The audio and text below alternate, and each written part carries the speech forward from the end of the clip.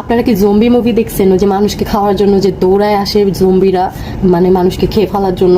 আমার পঞ্চি ক্রিমটা যখন আমি হচ্ছে 490 টাকায় বলছি যে একটা থাইল্যান্ডের ক্রিম, যেটা আপনার স্কিনকে একদম ধবধবে সাদা সহ মাখনের মতো স্কিন করে ফেলবে, স্পট আউট করবে, স্কিন স্মুথ করবে, একদম বেবি স্কিন করে ফেলবে বলছি, মানে একদম জম্বির মতো আমার পেজে যেমন ফলোয়ার বাড়তেছে তেমন রিচ বাড়তেছে, তেমন অর্ডার আসতেছে। এমন একজন অর্ডার করতেছে, রেজাল্ট পাচ্ছে, সে 4-5টা করে নিচ্ছে।